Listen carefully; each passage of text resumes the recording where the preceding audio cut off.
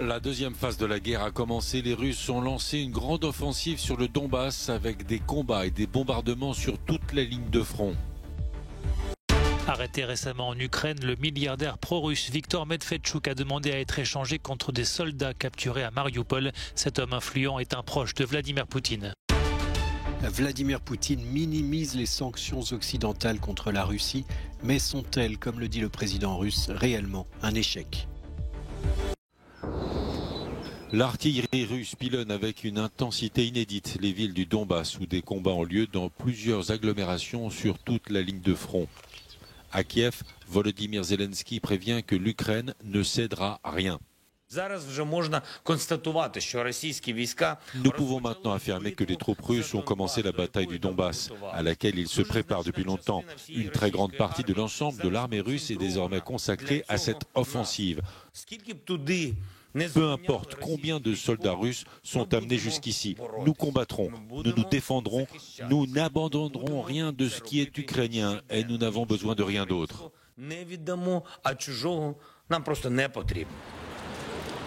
Pour le chef de cabinet de la présidence russe, la Russie a lancé la deuxième phase de la guerre. Les bombardements ont redoublé depuis lundi soir et les bilans humains sont encore impossibles. Kharkiv est ciblé quotidiennement par l'armée russe et enregistre chaque jour des victimes parmi les civils. Dans le sud, à Mariupol, les affrontements se concentrent autour de l'immense territoire de l'usine métallurgique où sont retranchés les derniers soldats ukrainiens. 1 millier de civils, des femmes, des enfants et des personnes âgées sont également réfugiés dans les souterrains de l'usine. À Mariupol, comme vous le voyez, les Ukrainiens résistent toujours. La ville n'est pas tombée aux mains des Russes. L'artillerie et l'aviation russe continuent de la pilonner. Ces derniers jours, les Russes font ce que nous appelons du façonnage. Ils essaient de créer les conditions pour des manœuvres terrestres plus agressives, plus manifestes et plus importantes dans le Donbass.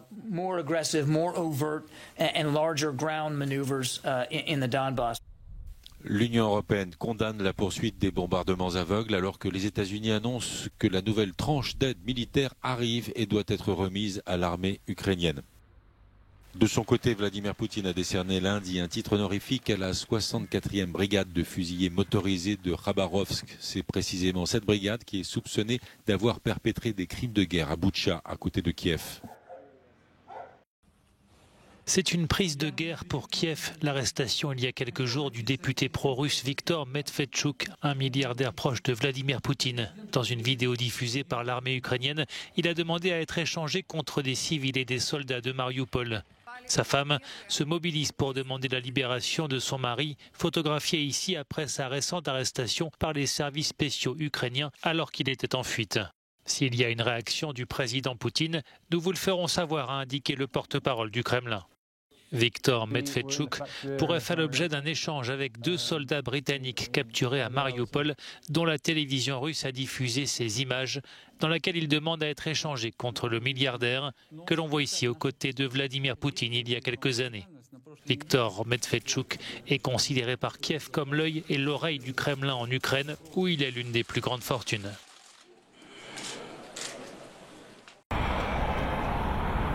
Vladimir Poutine minimise à nouveau la portée des sanctions prises contre son régime. Le président russe, s'il a appelé ce lundi son gouvernement à aider les citoyens face à l'inflation galopante, a déclaré que les sanctions occidentales étaient un échec, tout simplement, et que la stratégie de la guerre éclair économique n'avait pas fonctionné. Le principal facteur négatif pour notre économie ces dernières années a été la pression des sanctions, toujours la pression des sanctions des pays occidentaux. Mais la stratégie de blitzkrieg économique a échoué. D'ailleurs, les sanctions n'ont pas été sans effet pour les initiateurs eux-mêmes. Je parle de la croissance de l'inflation et du chômage, de la détérioration de la dynamique économique aux États-Unis et en Europe, de la baisse du niveau de vie des Européens, de la dévaluation de leur épargne. Certes, si les dizaines de mesures prises par l'Union européenne et les États-Unis n'ont pas permis de faire cesser l'invasion de l'Ukraine, dire que les sanctions sont un échec n'est pas un avis partagé par tous, loin de là. Selon la présidente de la Commission européenne, les exportations vers la Russie ont chuté de 70%. Des centaines d'entreprises ont quitté le pays et le PIB russe va chuter, lui, de 11%. Ursula von der Leyen conclut, la banqueroute de l'État russe n'est qu'une question de temps. Des dizaines de chars Léopard et des mortiers sont stationnés dans un entrepôt de Flensburg en Allemagne. Des armes que l'Ukraine a réclamées avec insistance pour se défendre face à l'invasion russe. Mais malgré les appels répétés de Kiev, Berlin semble adopter une position attentiste, une stratégie critiquée par l'opposition conservatrice. Olaf Scholz a mis le pied sur le frein. Il est évident qu'il ne veut pas avancer sur la livraison d'armes. Il n'aide pas l'Ukraine comme il pourrait le faire, souligne ce membre de la CDU-CSU. Les critiques se font également entendre au sein de la coalition gouvernementale. Face à des sociodémocrates divisés sur la question de la livraison d'armes lourdes à l'Ukraine, les Verts, un parti pourtant pacifiste par essence, appellent le chancelier Olaf Scholz à prendre les choses en main et à donner le cap. Une position défendue également par les libéraux du FDP qui attendent un signal rapide et clair de la chancellerie. Le chancelier a dit qu'il voulait moderniser l'armée fédérale tout en soutenant l'Ukraine. Cela doit être mis en œuvre de manière conséquente. Cet atermoiement ne peut pas durer éternellement car la guerre continue. Le gouvernement fédéral doit prendre sa décision plus rapidement. Mais pour Robert Habeck, vice-chancelier allemand et ministre de l'économie, Berlin ne doit pas faire cavalier seul. Jusqu'à présent, dit-il, 2 pays ont livré des véhicules d'origine russe, en l'occurrence la Pologne et la République tchèque. Tous les autres membres de l'OTAN ne l'ont pas fait. Il faut agir de manière conjointe et unifiée.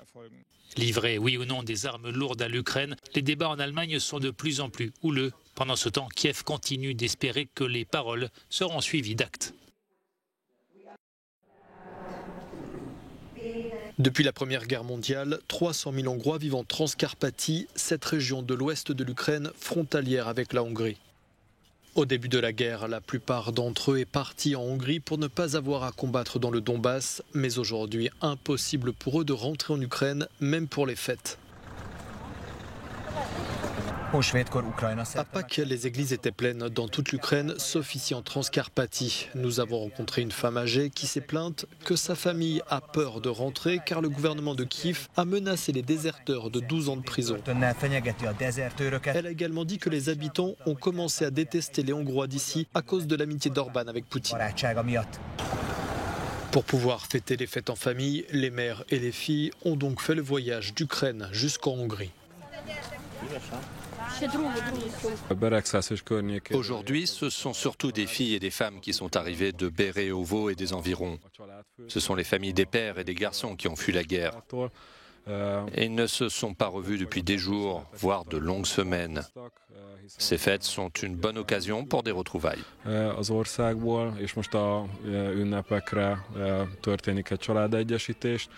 Le jour où la guerre a éclaté, Ibolia Miók et toute sa famille ont fui en Hongrie. Cette mère a finalement dû retourner en Ukraine pour veiller sur leur maison. Le 24 février au matin, mon fils m'a réveillé et m'a dit que je devais vite faire mes bagages.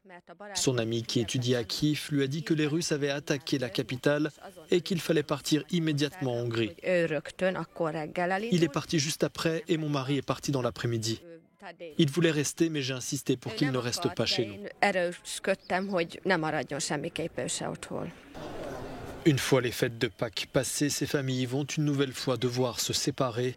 Les hommes redoutent de ne jamais pouvoir retourner en Ukraine de peur d'être considérés comme des traîtres.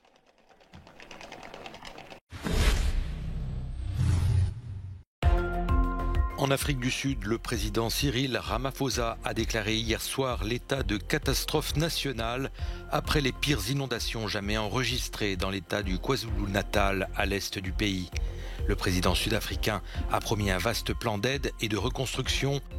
Les violentes inondations de ces derniers jours ont fait au moins 443 victimes. Représailles contre le Hamas à Gaza. Ce matin, l'armée israélienne a mené des frappes aériennes sur un dépôt d'armes dans l'enclave palestinienne. Ce nouveau regain de tension n'aurait pas fait de victimes. Cette opération militaire intervient après un week-end de violence sur les lieux saints à Jérusalem et après une série d'attaques terroristes ces dernières semaines.